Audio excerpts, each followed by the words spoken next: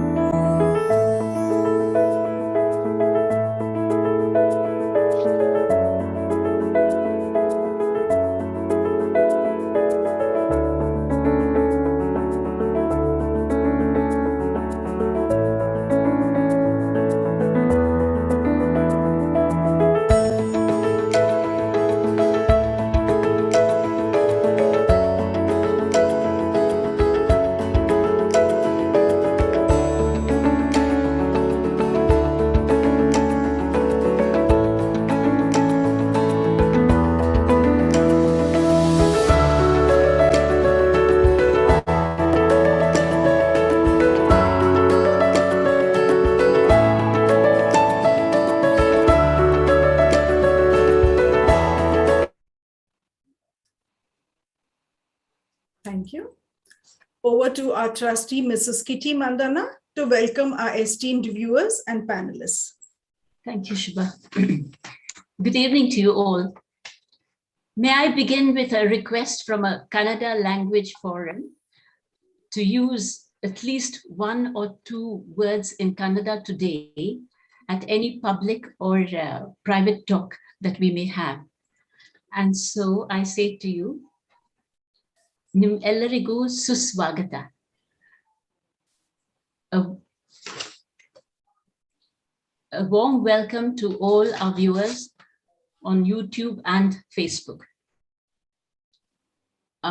This is the 6th day of our Mysore Literature Festival, the 5th edition, and the 2nd virtual one.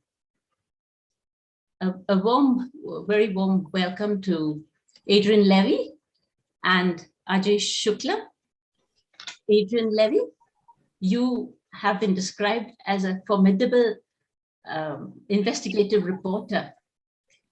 And with your wife, Kathy Scott Clark, of having achieved monumental feats in investigative reporting.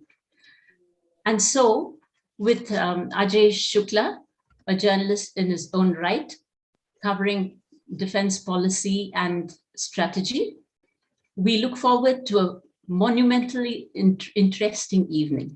Thank you. Thank you, Mrs. Kitty Mandana. That was a very nice welcome. A warm welcome to all our viewers. Please like and subscribe for our channel. A warm welcome to our book club members and our trustees. Adrian Levy is an esteemed journalist, which I think we all have Googled and found out by now. A writer of non-fiction books and documentary filmmaker. He specializes in the long form of investigative work, currently working for The Guardian. He has also been featured in The Observer and The Sunday Times. The Meadow and the Seas are some of his books. The latter is based around the 2008 attacks in our own Mumbai. He has produced documentaries which have been broadcasted by the different BBC channels. Adrian Levy has been showered with several prestigious awards like the British Journalist Award at the One World Media Awards, British Journalist of the Year in 2004, and the Amnesty Media Awards. Best documentary for the film Kashmir's Torture Trail. Going through your field of work has gotten us more interested in your talk for this evening. Adrian, a warm welcome to you. Moving on to Ajay. Ajay Shukla is a very familiar face to all of us, the television viewers of India. He is a retired colonel of the Indian Army who became a journalist, and he regularly writes articles and takes part in discussions about the defense policy, defense economy, and strategic affairs. He is a graduate from NDA, and later he was trained at the Department of War Studies at King's College in London. He has served as a person on the Indian Army and was a part of the UN peacekeeping force in Mozambique for a year. He has written on defense strategic issues. He is currently writing a book on China's intrusions into India and another on Arunachal Pradesh's assimilation into India's political mainstream. So we have two stalwarts, which is going to make this evening even more interesting. Adrian, it must be 2:30 in the noon for you now. A warm welcome to all our viewers, and screen is all yours. Ajay, you may take over from here. Okay. Thank you for that very generous introduction, at least in respect of me. Adrian Levy deserves all that he gets, along with his co-author, Kathy Scott Clark. He has churned out a string of books and documentary films that look very deep into the issues of vital interest to followers of South Asian security, especially the Afghanistan-Pakistan region. For us, who also look at that region carefully, who follow it on a day-to-day basis, he is one of the sort of stalwarts who has produced background literature that will continue to be quoted for many years to come. His first book, The Stone of Heaven, tells the story of imperial green jade. That's a very esoteric subject, but he's gone into it in great detail along with Kathy. The second book is The Amber Room, the story of the priceless gift that Frederick of Prussia famously gave to Peter the Great. The third book, and my personal favorite, is Deception, which tells the story of how the infamous nuclear scientist Abdul Qadir Khan, the famous Pakistani AQ Khan, in cahoots with the Pakistan Army and with a blind eye turned by the US CIA, set up the world's largest clandestine network that sold nuclear technology and raw materials all over the world. That book was followed by The Meadow, the story of the kidnapping of 6 Western backpackers by jihadi radicals in Kashmir. And then came The Siege, their reconstruction of the Lashkar-e-Toiba strikes on Mumbai on 26/11, something that most Indians of our generation will not forget. Their fourth book, which was set in this region, is The Exile, a fascinating account of the flight of Osama bin Laden after he left Afghanistan in 2001, up to his death in 2011 at the hands of US Special Forces, the SEALs. I was one of those who saw him off from Afghanistan when we were reporting from Tora Bora.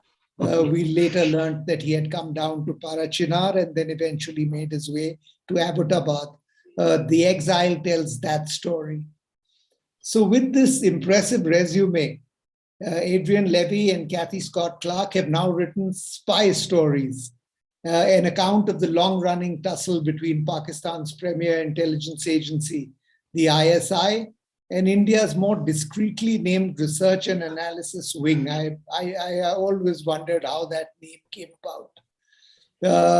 Adrian, which book in this very impressive lineup is your personal favorite? Which has given you and your co-author the most satisfaction? It's such a good question. First of all, it's really fantastic to be here, and it's a great honor and pleasure to be with you. And I wish we could be together face to face. And I hope that in another year, we'll have a discussion live between ourselves. We've got a lot of common interests, you and I. And, I think an hour spent with you would be a wonderful live discussion and debate where we could discuss many things, including China. I'm very interested in your up and coming work. So it really is a great pleasure. I can't think of a better person to be talking to in a discussion. So thank you so much. Mine, Adrian, as much mine. In terms of favorites, it's a strange one. I mean, everyone we've met over the last sort of 25, 28 years, everyone we've met remains memorable. And anyone who doesn't make a book goes into our drawer of captive personages who've not made a book. And in that drawer, there are sort of stories and situations which we continually come back to in the hopes that we'll revive them. And so I think I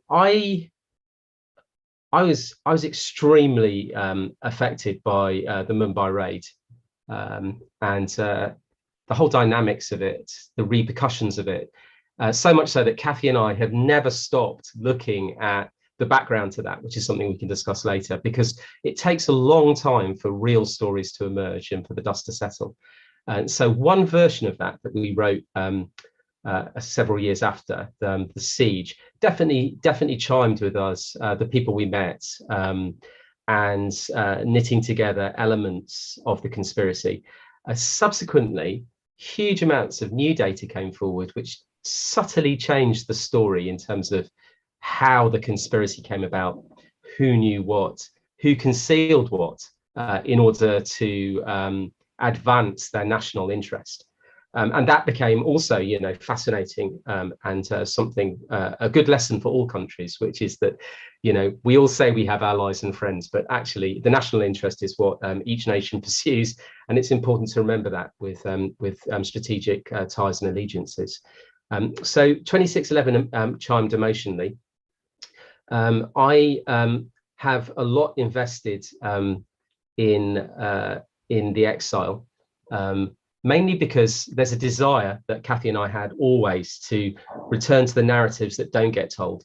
And so much of the Al-Qaeda war and what America called their war on terror became a kind of a first-person shooter, a police procedural, and it's told through the FBI and it's told through the CIA, and and some of those books are marvelous, and you and I probably have read most of them, and I've got my favorites, but none of them are told through the eyes of Al-Qaeda, and yet Al-Qaeda is the sort of elephant in the room. And so we began this wondering whether or not there is a way of finding those people who are not dead, are not in Guantanamo, who we could access, who had an accurate or a record, subjective record, of what happened during those 18, 20 years. And so that became an important part of what we were doing, trying to recover those narratives. And likewise, with the siege, we wanted to try and get to the families of the Lashkar-e-Toiba recruits who were put on that ship, that boat, to attack India, and actually work out what the process was of indoctrination, dragooning them into an outfit like Lashkar-e-Toiba, and then preparing them to go on an operation, which they only realized in the last few days before launch. There was no exit plan. There was only a one-way operation. They'd be on the boat and no one intended ever to get them back. And so, yet again, there's a hidden narrative in there. And likewise with spy stories, I feel one of the things we were interested in is the concealed narrative by people who conceal. And really, this book is very different from all our others in that it's a small oral history, which is both its strength and its weakness, I believe. And you've pointed that very well out in your piece you wrote about it, that in a sense, it gets people to talk who haven't talked openly before. But the weakness is it's those people who are talking, and we can't necessarily trust everything that they tell us. And so that became a very interesting dynamic, again, recovering a narrative that's not normally told. And because our fascination is with what we call South Asia, although that term does annoy a lot of people right now, with India, Pakistan, and Bangladesh, and all of the other neighboring, Afghanistan, of course, and other nations. We are trying to advance that politics, those narratives, those investigators, the stories of the security services in that region. And what we're less interested in, and what we're trying to totally sideline, is the dominant voices that come from the West that swamp those narratives, the more Hollywood type fables. Yeah, I should apologize, Adrian, asking an author which is his or her favorite. Yeah, awful. It's probably like asking a parent which is their favorite child. Yeah, awful. Thank you. Well, interestingly, the ISI, as some viewers would know well, is the older of the two intelligence agencies. It was established in 1948, soon after independence, while RAW was born a full 2 decades later in 1968, resulting in a significantly different ethos and operational culture. As the author himself tells us, both sides, that's RAW and the ISI, agreed on one thing when the authors proposed this book, and that was that there had to be institutional buy-in from the government of both sides. This required the authors to obtain the personal blessings of National Security Advisor Ajit Doval and presumably an equally high sanction from the Pakistan side. Now, in the book, Adrian recounts meeting Ajit Doval in a dimly lit back room. It's all very secretive. Adrian, tell us what you were expecting when you met this man who has a whole legend around him. And what impression, I should say, you finally got when you talked to him? I've met him a few times in and out of service, he's equally difficult to get to, either in or out of service. He's prolifically busy and involved in many projects, whether in government or outside government. The one thing I think we can all agree on, as he's a very striking figure and people have very strong opinions about him, is that he spent an extraordinary amount of his life in service in India. During those decades, he has a phenomenal work rate and an attention to detail. And these are the positive things that we can definitely probably agree on. And, I think his days are extraordinarily long. And I don't know many people who could put up with that kind of work rate, 12 to 18 hours continually. And likewise, he's surrounded by people who are 30, 35, 37 years in service. And it's one of the things that is extraordinary when you're in this new national security advisory board. When you're in this, I called it it's like a missile silo. You've got an extraordinary accumulative number of years of service of people who are there. But it's also, unlike all previous national security setups, extremely political, in that what it's also preoccupied with is the way the message is voiced. And that's one of Ajit Doval's main preoccupations, how to articulate the message of the National Security Advisory Board and the Prime Minister's office, and how to do that all around the world in an influential and effective way. So when you're researching Ajit Doval before you meet him, what you'll come across is lots of stories that are told about Ajit Doval, and none of them are necessarily they're very hard to lock down, these stories. I think you'll have seen inside the book, there are accounts of his service in Pakistan, where other people write about him that he found out more about the nuclear program than anyone else by sweeping up the hair clippings of scientists in a barber's shop and then testing them to see whether or not, according to this story, Pakistan was enriching uranium at a successful level in Kahuta. These are great myths, and all spies acquire great myths. And there are plenty told about him. Whether any of them are necessarily true is another matter, but he allows these stories to be licensed about him. But one thing, and just to cut this answer very short so that we actually have a discussion together, one thing I think is important is that there's a defining event for Ajit Doval that takes place. And it's a defining event also for nearly all of the mujahids who he'd be the people he'd be pursuing within the political and armed Islamist world. And that is the hijacking of IC-814. And Ajit Doval was on the ground for that event, and would end up, your viewers will probably remember it, the incident involved an airliner which ends up in Kandahar, having flown through India and across the Gulf.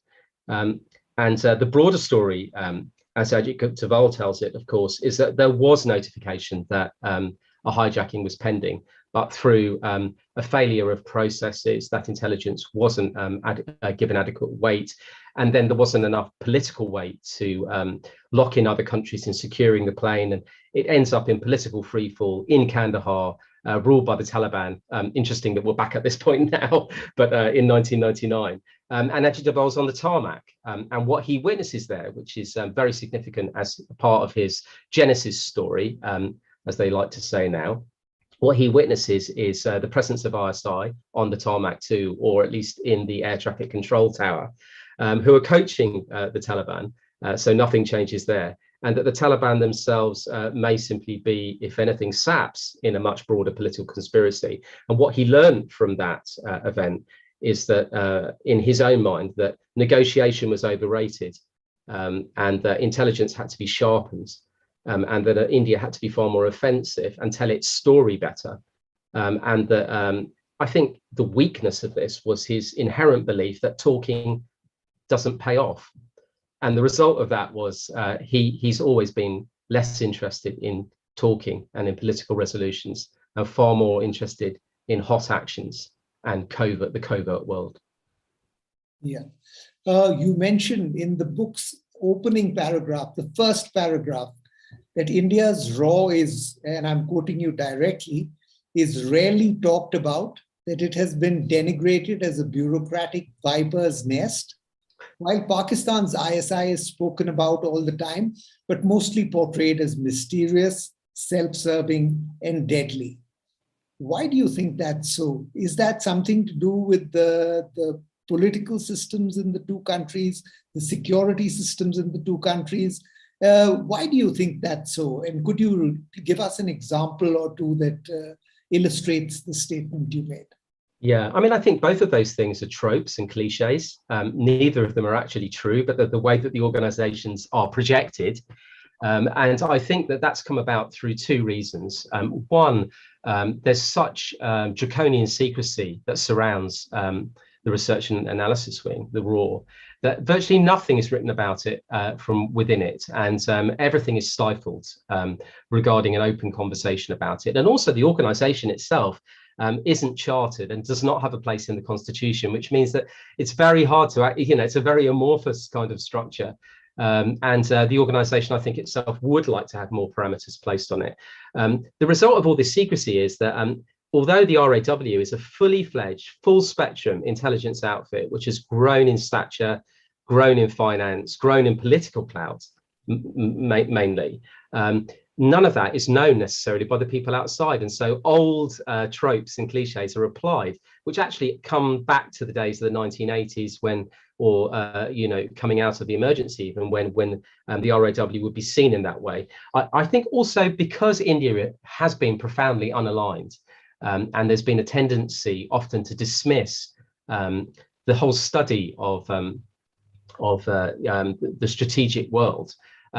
There's been a lot of reluctance to embrace the RAW historically within India. And so there was plenty of time when it was the unloved child, and it would struggle, in fact, to gain political traction, none of which is true subsequently and after 9/11 in particular, and the outfit would grow enormously in different ways. Whereas if you think about the ISI, everything on the outside seems to be known about the ISI, or many things, in the sense that the ISI, at least in the popular periods, became hugely enriched and powerful through the secret 1980s war, masterminded by America against the Soviets in Afghanistan. And so through that process of being mentored, battle hardened, and mainly filled to the brim with American dollars, the outfit would come out the other side in a very different shape to the way that the RAW would come out, having never been inducted into operations like that, and also never really having had a paramilitary bent in the way that the ISI would do. And yet there are misnomers here, because coming out of that period, coming out of the 1980s and the secret war, the RAW and its domestic cousins, the Intelligence Bureau, would become enmeshed in many different kinds of covert activities, and they had a paramilitary bent, and that would take place in Kashmir. And there was also obviously coming through the 80s and then into the 90s in the Punjab, in the northeast, and the so-called Red Corridor. And a fascinating thing, stories that we were told, was of a cadre of senior officers who were sent from India over to other areas where counterinsurgency was being fought, in particular Northern Ireland, which had been a bloody battle between Protestants and Catholics. Protestants wanted to stay with Britain and Catholics wanted to separate. And it had been a war involving every kind of covert machination that you could think of. And these officers ended up there. And they were schooled by the Royal Ulster Constabulary, the RUC, and British Special Forces and Intelligence Services.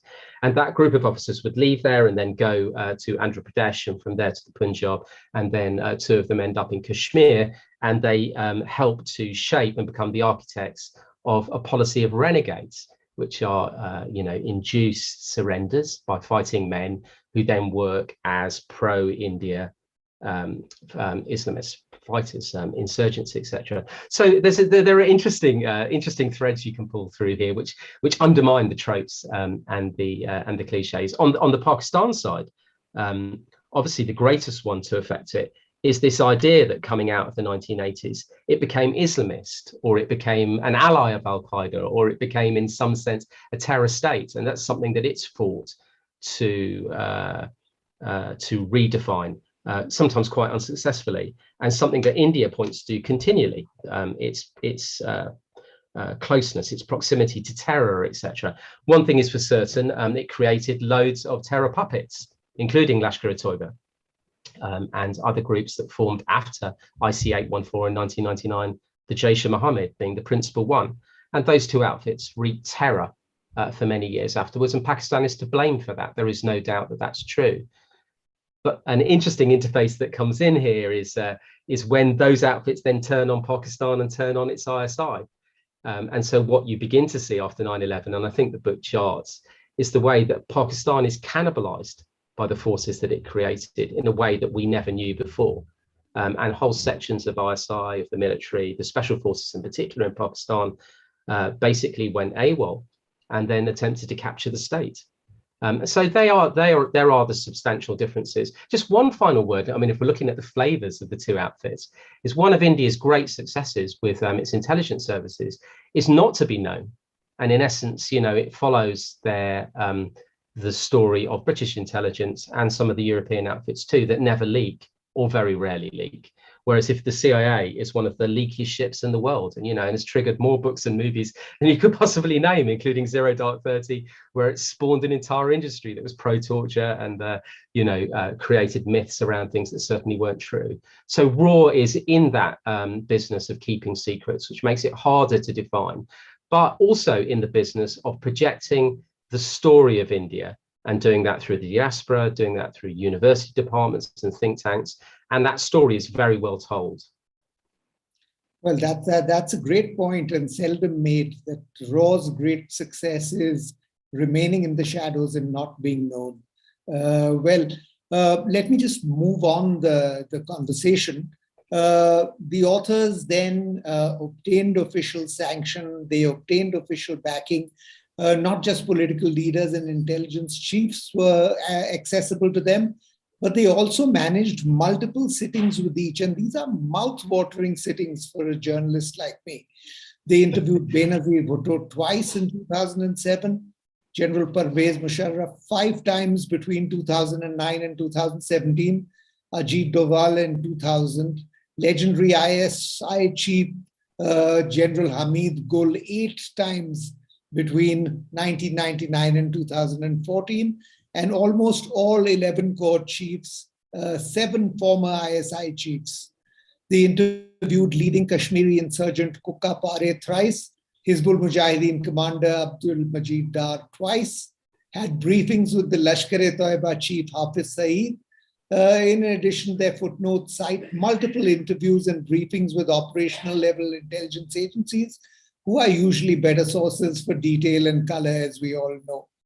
Now, Adrian, that's an impressive amount of research by any standards. You've clearly been gathering material for years. Did you all along the way clearly intend that this would go into a book on the ISI and RAW? When was the book actually conceived?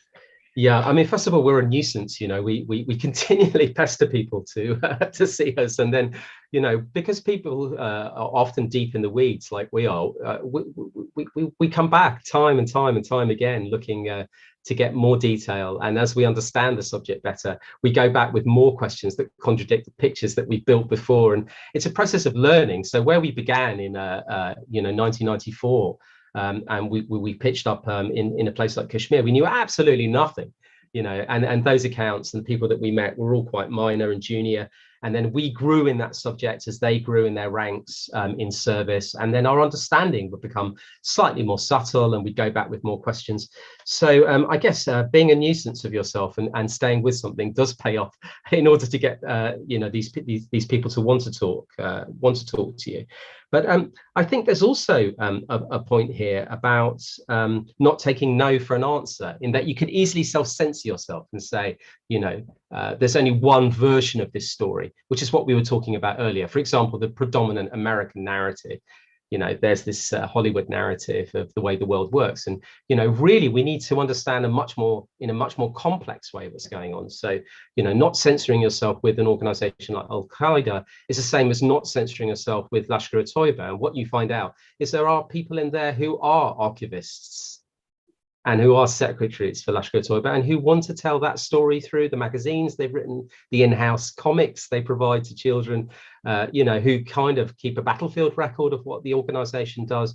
And once both sides have suspended their disbelief, then more of this narrative comes out. So I think that's an important thing, not censoring yourself. But of course, none of this was done in 2 years, let's say, or even in 3 years. This is like more than 2.5 decades. And so what those footnotes record is our system of filing everything away and coming back to people time and time again, and waiting for opportunities to happen. So we never intended to write this oral history. We just intended to ask more and more complex questions of all of these individuals and amass more knowledge, and then work out what to do with it. And we had a small prompt along the way. We watched an outstanding film called Gatekeepers, which we wrote about in the foreword to the book.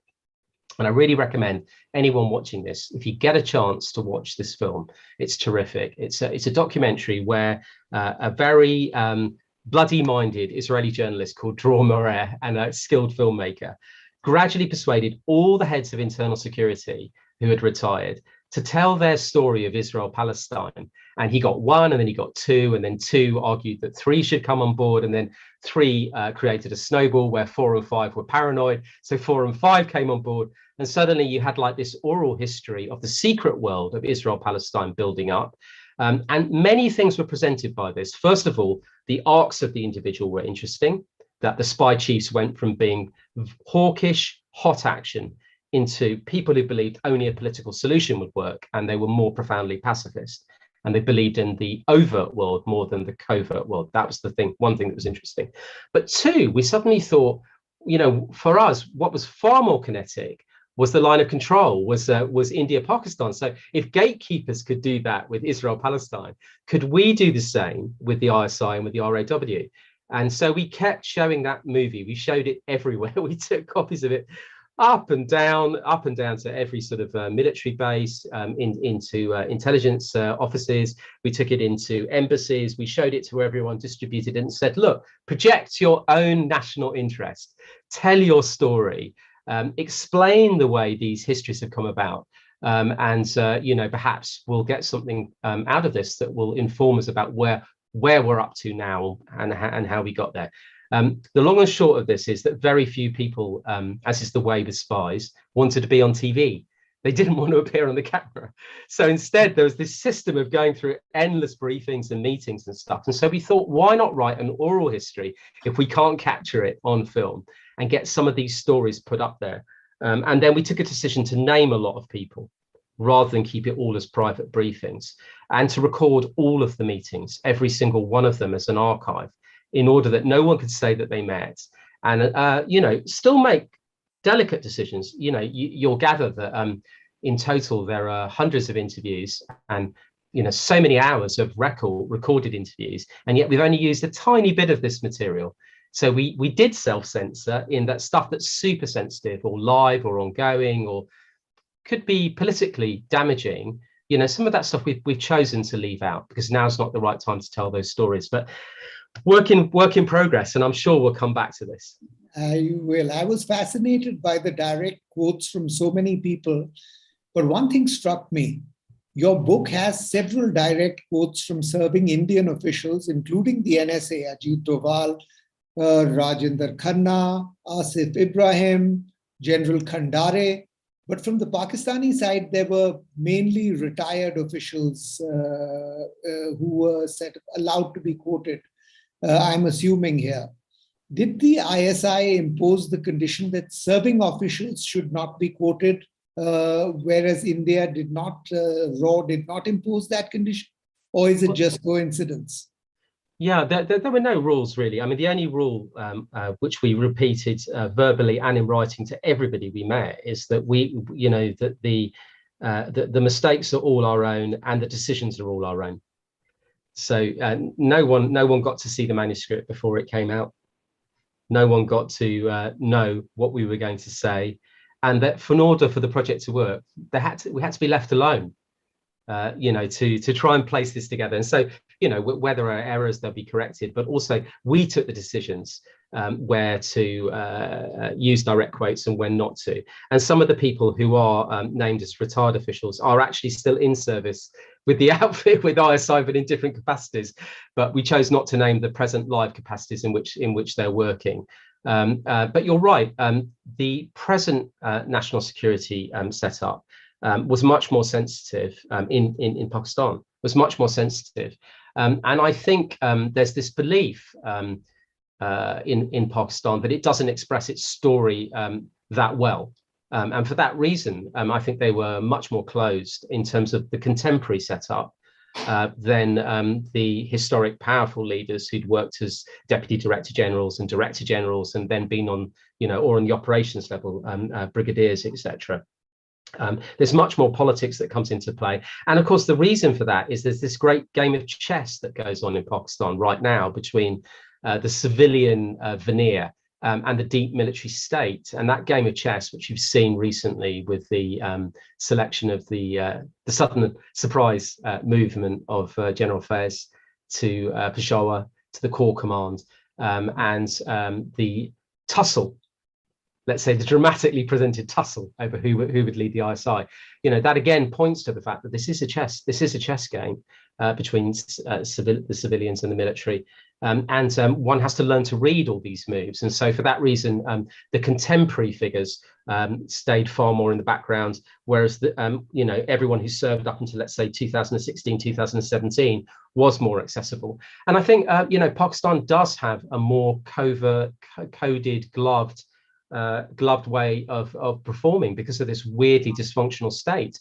I mean, look at the number of articles that have been written about the movement of the ISI chief. It becomes endlessly ponderable, and yet behind the surface, when you ask, there are simple reasons that lie behind it.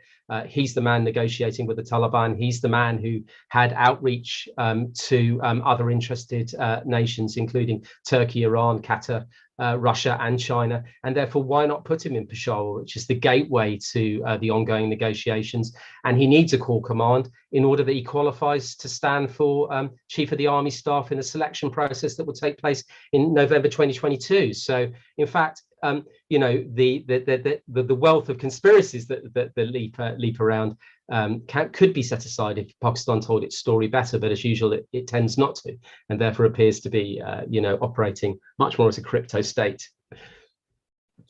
Adrian, some reviews of the book, and I'll cite as an example the recent review in the Tribune in India. They sort of hinted that Adrian Levy and Kathy Scott Clark has sort of broken through Raw's reticence. They were friendly with Ajit Doval. The review suggested that questions to Doval were always soft questions, that there were none on the gaping intelligence gaps that showed up in Pulwama and Pathankot. I want to give you an opportunity to answer that. The first thing I should say is, just to be honest with you, is I don't read any of those pieces. And as a general rule, I read yours because we were going to meet, but I've got a policy of not reading any of the commentary or reviews. I'm busy working on the next tranche of work, and I don't want to get sort of, shuttered down to, by becoming self-absorbed by stuff that I've already done. But that's a great question, and I wish I had read that piece. I think we didn't go soft at all, and the book does chart a whole series of worrying concerns.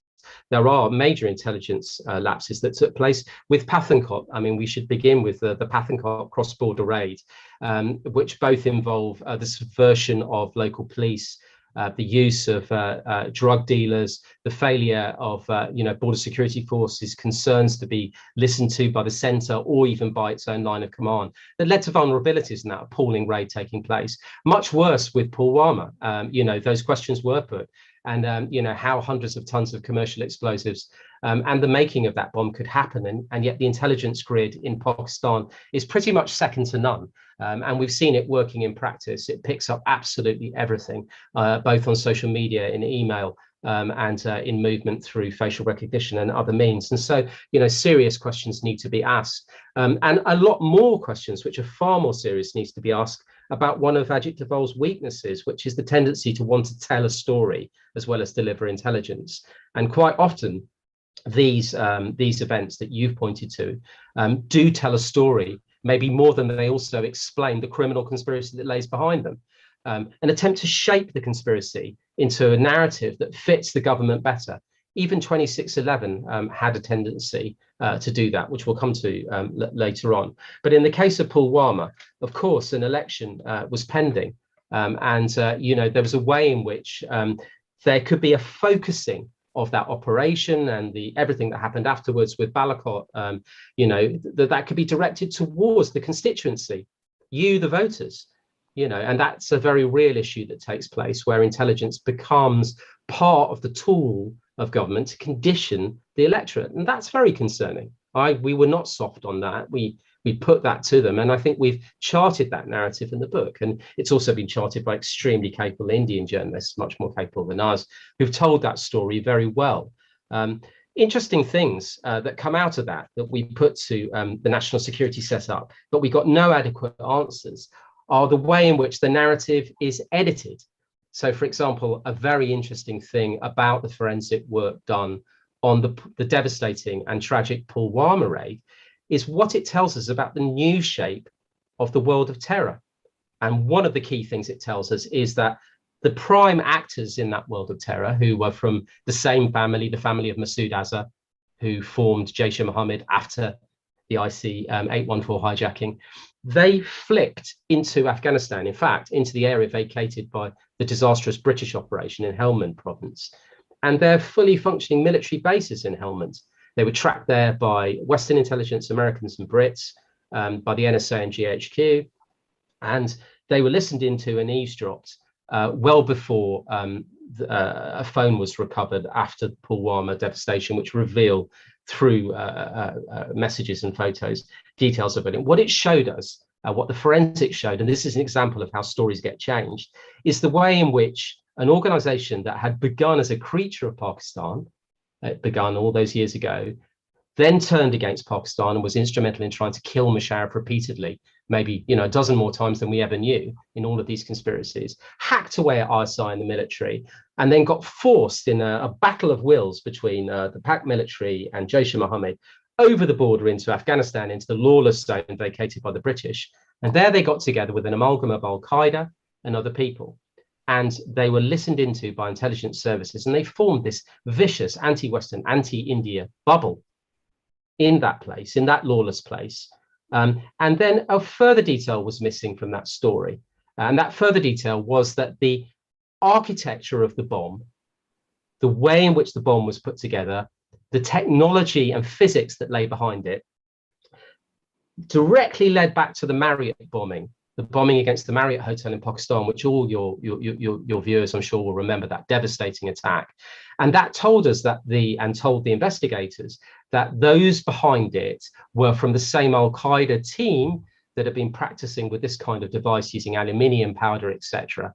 So what you learn digging deep in there is an organization that has become vastly more anti-Western, anti-India, located in those the freefall state of Afghanistan right there, was plotting a raid. And yet what's projected by the leadership is none of that. What's projected instead is a Pakistan state-designed broadside against India, which fits in with the beating drum of an election and creates a heightened sense of chauvinism and also a hair trigger between the two nations, but doesn't fully brief the nation about the true kinetic nature of that operation.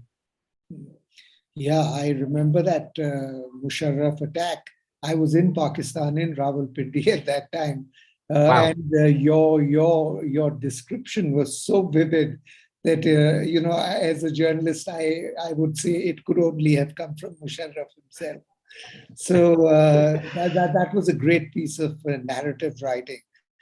There was also this explanation that was given that the planning of the suicide bomb attack was done in Helmand province of Afghanistan. Yeah. That seems to have absolved the ISI not only of direct culpability, but even of any charge that the ISI or the Pakistani army allowed to be masterminded from Pakistani soil. Is that something that we should be really skeptical of, the narrative that this was all originated from Helmand? We should not be skeptical. We know it was. We've seen the raw intelligence. We've seen the intercepts and the eavesdropping. We know where they were. They're geotagged and geolocated in a very specific compound. Everyone knows where that was. They've moved since then, obviously. And of course, all the people who were engaged with them at that time, the bomb maker, the logistics people who came from similar thinking outfits, the Pakistan Taliban, TTP, Al-Qaeda, and elements of the Haqqani network, which is actually equally worrying given the fact they're in government at the moment in Kabul, but we'll talk about that maybe further on. So I don't think we should be cynical about that at all. And in fact, to be more aware of the detail makes us all wiser people. Let's understand the new amalgam, and let's not just see it through a chauvinistic lens. It's really important to understand the enemy we face, and trying to redraw it all the time as into the hyphenated India-Pakistan conflict is a mistake, because it does not enable us to understand the forces that are arraigned against us. And to answer your question, I don't think anyone has enough detail to either absolve or convict ISI. That's not what this is about. It's understanding what the forces are that are engaged, who were exposed. And the way of all intelligence, of course, is that its hand remains gloved. And so we often never know who shapes what events. In the way that America absolved Pakistan of any connection to the AQ Khan network and made AQ Khan fall on his sword for selling nuclear know-how to Iran, Libya, North Korea, Saudi Arabia, goodness knows who else. There's machinations that take place to prop up governments and countries, and that means that we never get to the core of culpability. But at the same time, we can understand some of the new shapes that are taking place, in these anti-Western, anti-India fronts. And the interesting thing is when they're also anti-Pakistan state, and Pakistan becomes liable to them. TTP is a really good example. Islamic State K, as some people have took to take in that group, is also worrying for Pakistan. Pakistan faces a massive new terror threat through the withdrawal of America, in the same way that India is afraid of a terror threat through the withdrawal of the US from Kabul. So more detail is really important. And as we've all learned, and I know that I'm talking out loud here because you probably agree with this, it's really good to separate the national, the national speech making, the public speech making, from the private discourse.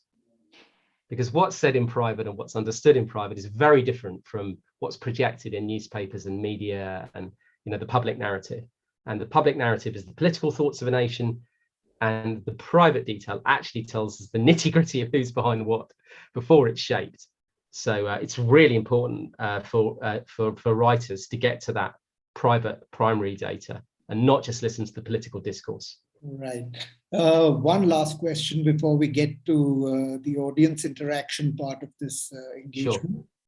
Sure. One of the most interesting parts of the book relates to the back channels that were established between New Delhi and Islamabad, and the Pulwama attacks and the back and forth that went.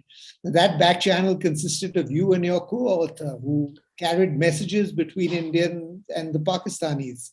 Now, an Indian reporter who's known to be close to the establishment has published a graphic account of Doble's reaction to the shooting down of an IAF plane over Pakistan and the capture of an Indian pilot. Apparently, Doval made threats to fire, and the number was given, 12 missiles at Pakistan. So with the NSA in such a temper, and you watching what was going on and absorbing some of what he was saying, what was his response when you suggested de-escalation talks with Pakistan? Well, there is a very interesting difference that happens in private discussion to the public narrative, which is why I guess this question is perfectly timed, fitting in with what we were just talking about.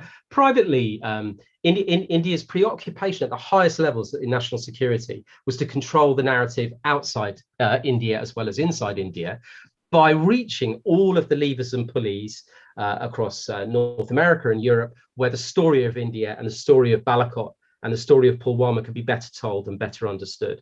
And so that process began absolutely immediately. And the quotes that were fed, very similar to the barbershop story with the hair clippings that revealed the levels of uranium enrichment inside Kahuta, do not reflect necessarily what actually was happening inside the national security silo.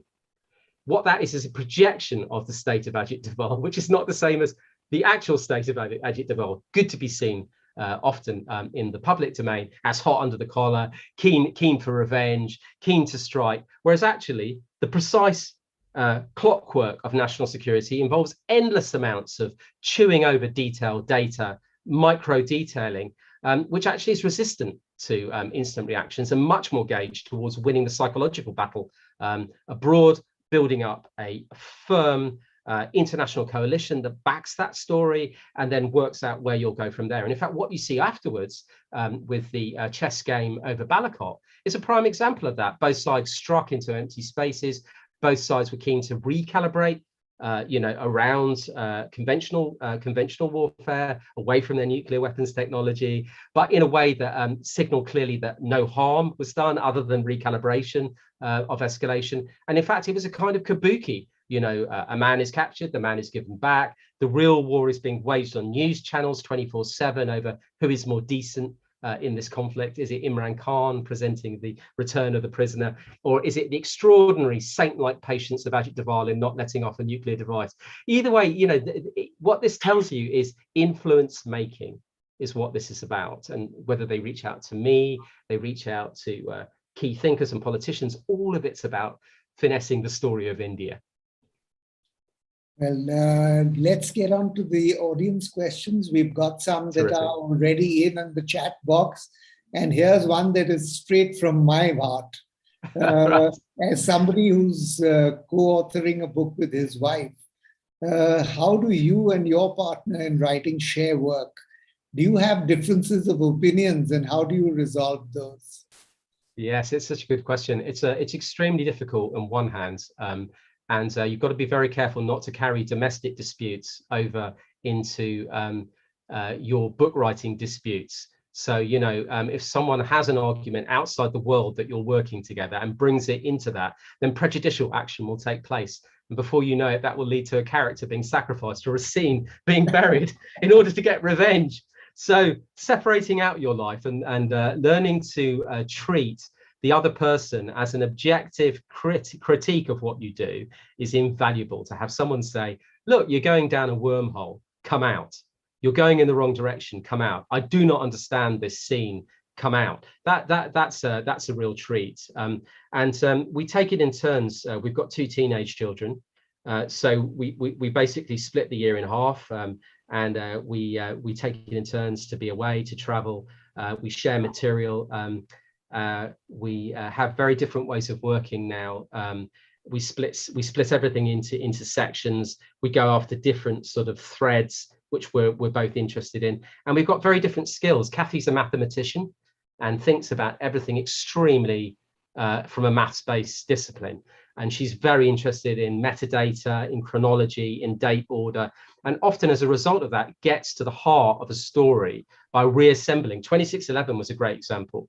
We scooped up all the metadata from people's mobile phones in security forces, in NSG, the guests in the hotel. And through that way, we retold by looking at the date stamps and all the date data on all the messages, the chronology, because, a personal chronology in a terror event will always be wrong because it's warped by fear and adrenaline. So Kathy's maths has played an enormous role in helping that. So recognizing the fact we have different skills is a good thing. It's also tough because you have to not be selfish, you know, and not stovepipe stuff away. But generally more pros than cons, I'd say. Okay, here's another one. Adrian, you're a foreigner exposing hidden stories about conflicts in a completely different part of the world. Do you think it helps to be an outsider when a journalist tries to expose these complex stories? Yes, I definitely do.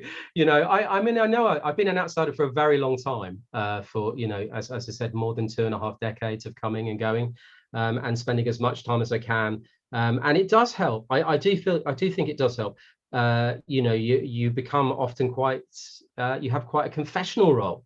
You know, I remember when we were doing The Meadow, having we recounted it in the book, having an extraordinary meeting with a very, very senior police intelligence officer who threw a little picnic for us by the Lido, and we sat down and ate together. And there was just something that really for 2 or 3 years he'd been dying to get off his chest. And, you know, it took all of that time and then us eating at that moment for this story to come out, something he'd concealed, something he regretted. And I think because we weren't from an area where that would, you know, have repercussions, he told it knowing that the story would be shared later, but he felt more easy telling us. And so I do think that that does happen. You know, there's that confession, that confessional aspect to it. But also remember, I think that this is an influence game. So we're not naive in thinking that, you know, when we go into situations, often people will tell us things to influence the way that we knit together the narrative. So some of this is about influencing the shape of the book. We went to everybody on both sides of the line of control and said, which would be the 6 critical events you'd look at? And, you know, all of them wanted to influence the 6 events we choose. And the ironic thing was that they all chose the same events. But, you know, having influence matters right now, influencing books, influencing TV. As you know, you'll have seen the way Facebook and social media influences everything, including our mood. So influencing writing is important. And as the writer, influencing how you're understanding how you're influenced is equally vital. Okay. How large is your team size when you work on each of these books? It looks like there's a factory behind each book. There's 2 people. That's a compliment. Yeah, it's great. There's 2 people. There's 2 teenagers who are very cruel critics. And they've traveled a lot with us, and so have often expressed both their appreciation or frustration at things that we do.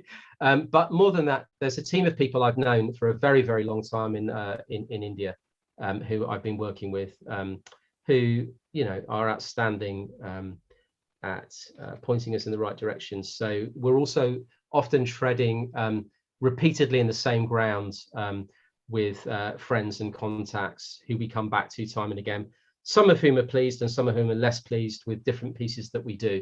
So, for example, some people who helped us a lot with Deception, the book about A.Q. Khan, we're still enormously friendly with them, but they personally don't like what we've done with spy stories because they're much more part of the culture that says nothing, that tells nothing. So I think they feel quite cross and angry about elements of the story of intelligence coming into the open. So there's a balance between explaining our actions and keeping people on side. But actually, we're normally self-funding. We don't take money from anyone other than the publishers or broadcasters who fund films and books. It's a labor of 2 people spinning plates, always making sure there's 4 things on the go for the 2 that will collapse and for the 1 that's coming out next. So yeah. Here's an interesting one. How does an investigative journalist like you keep oneself from not getting personally, emotionally disturbed with so much of the violence that you observe? How difficult is it to keep one's sanity? Yeah, it's very hard to keep your sanity. I think everyone feels that, having come through COVID. We've all seen trauma close up, and we've all seen the way the pandemic affected everyone's mental health. the health of our children, the health of our elders and betters.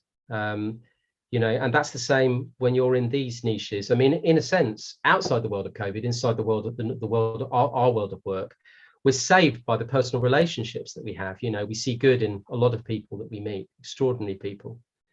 And that includes people in service, so extremely committed to the countries that they represent. And those people keep your faith in humanity. And despite all the negative things that have happened, even over these last 2 years, we've remained extremely positive and optimistic.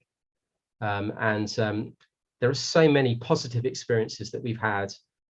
We've been treated with great hospitality as well as contempt by some people, but more hospitality than contempt. And therefore, we've ended up being optimistic, even when we're dealing with quite black subjects, dark subjects. There was a period, I think, where we got especially traumatized after the 9/11. I think the first 4 years, by about 2004, I do think we felt very frayed. And we began at that stage to work in slightly different ways and actually plot longer trips, not shorter trips, in order that we have more time to settle into an area. But one thing all of these things that have taught us is the ability for change to be embraced. Change does happen, and that people are not eternally awful. That, you know, there's a huge amount to be said about people's ability to save themselves and to learn. You know, I always think that with 2611, you know, I know the NSG played a remarkable role in the end, and I know that there were elements of the Mumbai police who did a remarkable job, one of, you know, the small team of officers. But there are also, this is a story about citizens who found the courage to save themselves. I'll never forget that from 2611. You know, from all walks of life, from every part of India, from every economic plane, every caste and creed and colour. They all came together to save themselves. And it's a great story for all of us to bear in mind, I feel. Absolutely. Here's the next question. Mossad is admired as one of the best agencies for intelligence and covert operations. Can we draw any parallel with our RAW when we compare the two agencies? They're very close to each other, although not as close as the RAW is right now to CIA and FBI. That's the premier partnership. Extremely close, operating in unbelievable proximity all around the world in real time. I think Mossad had a real effect on the RAW for several reasons. One, there's the hardware issue. In the sense that in building the strategic relationship between India and Israel, there was a lot of sharing of hardware and software, and that was used to great effect in the Kashmir conflict, in the line of control, in border movement, and you know, securing borders, but also in command and control with the military. You know, in terms of air power and also command and control in the battlefield. But more than that, it was also a reflection on internal security, counterintelligence. And one of the things that Mossad has worked extremely hard on is counterintelligence, working out who are the spies within the spies, where, you know, where people get turns, the weaknesses and vulnerabilities of the organization, psychological tracking of you know, agents and officers, of assets and officers. That culture of work, I think, got passed on also to RAW and also to IB. But none of that became as relevant as the relationship with CIA and the relationship with the FBI, which became much more dominant. And of course, there are huge negatives here. You know, these are all the things that we speak about, you know, when we fetishize the covert world, you know, the legendary spy organizations. But there are great dangers in the sense that people who work in the covert world are not interested in democracy. And they're not interested necessarily in democratic institutions. And so we have to resist over fetishizing the covert world, although we're here to talk about spies, because our democratic institutions really matter. The criminal justice system, the judges at court, the newspapers that write, the fourth estate that keeps accountable the government, the working of parliament. These things matter. Our ability to vote people in, legislators, to do our bidding. This is what matters. And so, you know, we can talk about all of those other aspects, but what's really important to me is to see how that interplays with our democracy, the link between the spies and the democratic setup. Okay, here's the next question. In your writing, do you decide not to divulge certain discoveries in the interests of the national interests of a country? Yes, all the time, frequently. I've got even larger than the drawer of lost opportunities and the second drawer of lost characters, relationships with people that we've had, and yet we've not managed to get them into a work yet. And we're coming back to that drawer anytime now, situations and people. There's also, a huge amount of things that we wouldn't say until after someone had died. They may have asked for that, or until the situation changed. And I think, there's a reason for that, because we're not here to incite. We're here to try and throw some light on the situation and inform. Some things we have revealed that we thought better of. In 2611, there was much discussion about sources on the Indian side that had divulged information to the operatives on the Pakistan side. There was a source named Honeybee that was talked about all the time. And I really regret writing about that. That was one thing that we ummed and ahed about talking about this source, because we never really got enough to understand how that source was utilized. And so it just became a salacious detail. So I regret that, and I wish we hadn't done it. But there's other data that we didn't reveal at the time that we knew to do with the NSA and GCHQ and what they've been observing about Lashkar-e-Toiba in Pakistan and how they came across the Lashkar cell. And subsequently, we could reveal little bits of that in the spy book that's just come out now, about how they accidentally came across using a new piece of coding and algorithm, a cell working in Pakistan, Kashmir, Muzaffarabad, and how they tracked that cell, and then used another outfit who work in Bonn to create an imaging of that cell.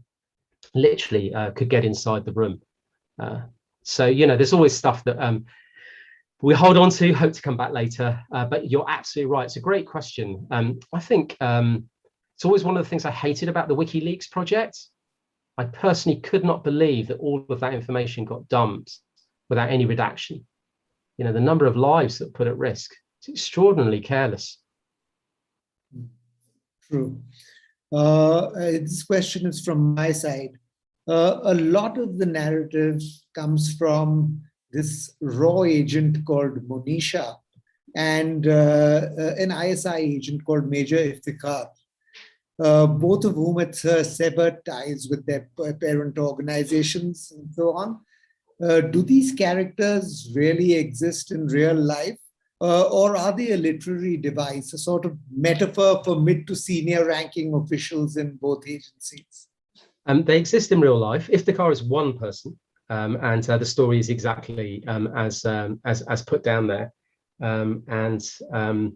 He's somebody who we came across through the work of another journalist in Pakistan who we had connections to, and we got an introduction, and we could never make it work. And Spy Stories actually gave us a chance to make that work. So that happened within the parameters of the Spy Stories research rather than the rest of our life. Monisha is actually a combine of two people. And they asked, and we asked, and they agreed if we could combine their careers into one character. And we did do that. And the reason for that is that they ran in a parallel way, but one of them extended beyond, in career terms, particularly beyond the 2611 episodes. And we had to be careful about the later episodes and the way we used them. So we had to involve some self-censorship in terms of her career structure. And we felt because of the secrecy that and the legislation that surrounds those officers who've served and the detail that we wanted to go into the story, we'd combine the two into one, also as an act of integrity to actually protect both of them. One of them is in the States right now, so she's not facing any issues because she's now she got a green card and going for citizenship, working on a software project. But the other one's still in the region, so she had real concerns about being overly identified. What we did was we taped both over many days. Please excuse me. And then we created transcripts out of those and the chronology. And then we overlaid one on the other, and then we showed it to both of them and said, "Are you happy if the character moves in this way?" And they both were happy, and we got sign off from them. And then yeah, so that's how Monisha came about. Let me just take you away for a moment from Indo-Pak and get to Afghanistan. Do you believe, Adrian, that the way things have played out, the way Pakistan has shaped the end game, well, end game might be a very premature way of characterizing it. Is this, in your opinion, a really big win for Pakistan and a corresponding loss for India? Or do you believe that there is more to it? I think there's more to it. I think it's a very complex, fast-moving story, and the ramifications are really not clear. And the reason I think that is Pakistan has certainly contributed to the cosseting, concealing, and manipulation of elements of the Taliban. That has been its project since 2008. It's been a live project of ISI to work with Haqqanis and other people, and to torment and prompt and shape and influence, different leaders. So, that's not a secret. They did do that. But at the same time, the arrival of the Taliban in Kabul has got nothing to do with the ISI. Absolutely nothing. It's to do with the inability of America to create a national project. America over all of these years, over the 20 years, as we've seen, the 8 trillion spent, the however many million dead of this war on terror period, lost sight of where the Afghan campaign was going. And what you had instead of an Afghan campaign that simply targeted Al-Qaeda was the targeting of an organization that didn't plot 9/11, the disavowal of the Taliban, and then the dilution of that military campaign at a time when Taliban were weak in 2003-4 by an illegal war in Iraq, which then created schisms between Sunni and Shia, and then led to the creation of Daesh and all the other troubles that we've seen since, and left a vulnerable project in Afghanistan. So when you see the Taliban march in Kabul, what you see is a realistic, pragmatic decision taken by people in the provinces outside the mirage of Kabul, who had to make a decision. What was real and what was not real? Real was Taliban, not real was the projection of Tajik power in Kabul. And so it was not a military victory. It was a compromise pragmatically made by provincial governors and by people who did not have faith in the corrupted American project in Kabul. So to tell this story as an ISI victory is to mistell it, in the sense that there must be a feeling, and there is, I know, of triumphalism.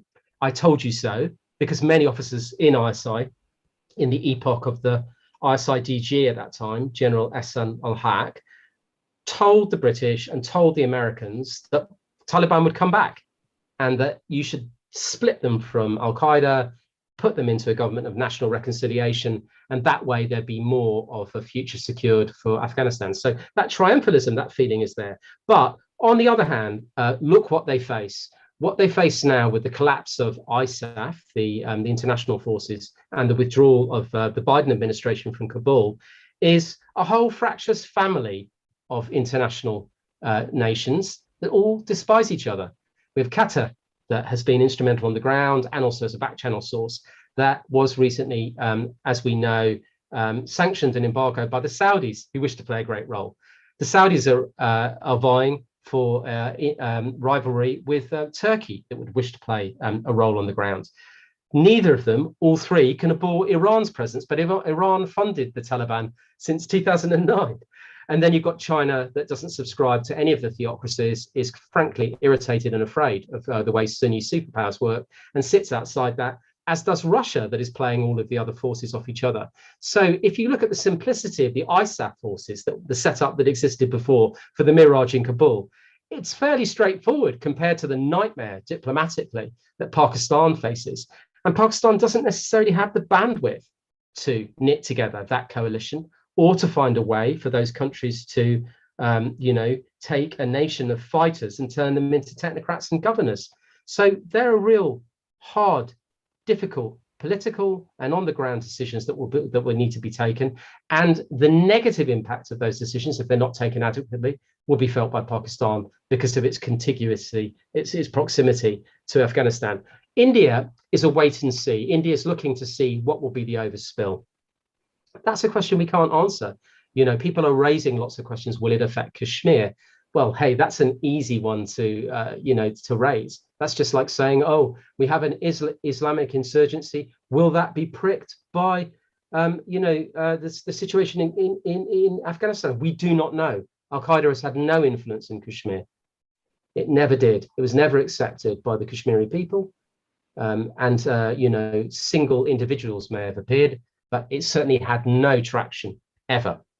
And its ability to operate in India is massively diminished down to single cells of people who existed on the Konkan coast and were heavily tracked and brilliantly dealt with by Indian intelligence ever since 2001. So I think some of these things are fears, and we have to be careful. And actually inside the National Security Combine, I think people are waiting to see what will happen. What will happen next? Adrian, we're out of time, so I'll just ask you a one-line question. Sure. To which you can only give a one-line answer. Okay. What's your next book? It's called The Forever Prisoner. It goes with a film that's coming out on December the 6th. It's about the CIA and its torture program, the Enhanced Interrogation Program, and it pits the first man they tortured against the first man to interrogate him, a contractor for the CIA. The book will be out next year, the film on December the 6th, and that's the products of the last 5 years. Well, Adrian, it was a personal pleasure for me to talk to you and have this very interesting conversation for the last 1 hour plus. I look forward to meeting you when you come to India next, where we can sort of pick up some of the threads that are still left loose. I'll sort of hand you over to the organizers now, but on behalf of all the viewers, thank you for sparing the time. It was a great pleasure for all of us. Yeah. Thank you very much for having me. Thank you very much indeed. We just didn't realize there was so much to learn. And, we live in such a protected world. This was such an eye-opener to, India, raw, ISI, politics, politicians, paramilitary systems, secret war, intelligence bureau, CIA, Pulwama. It's such a different world out there. Exemplary research done by you as a journalist and as a writer. And I think you've traveled across Asia, from Pakistan, Myanmar to Cambodia. We could make out all that and a lot of work you've done. Talking doesn't pay off. Don't take no for an answer. We agree with that. Gatekeepers, the documentary, we are going to definitely watch that. I agree with that. Don't be skeptical or cynical, be honest. Yes, that is something which I think all of us have to really practice. You must have come across a lot of obstructions and threats during your journey. That's for another for you to tell us, maybe more privately. And then the lot of research that has gone in. And then, we would like to also hear from you about your BISO trips, which you told us the backstage just before we logged in. Thank you, Adrian, for taking your time off and being with us and giving us so much knowledge into this. Your book surpasses all our expectations. All of us would want to read it and would want to meet you when you do come to India. Ajay, thank you so much. Ajay, your military background has prepared you to pick up those, read between the lines. You were so good. You were catching on to everything that Adrian was between the lines, the narration. It was too good. Thank you. I come reading his book 3 times. Torture, enhanced interrogation. Yeah. Thank you both so much for this wonderful insight into a world which, we, the commoners, don't really dwell into. Thank you both again. Thank you, Shiva. Thank you very much indeed. Have a great evening. Take care, everyone. Stay healthy. Thank you, audience. We'll catch up with you on 27th with Jeffrey Archer.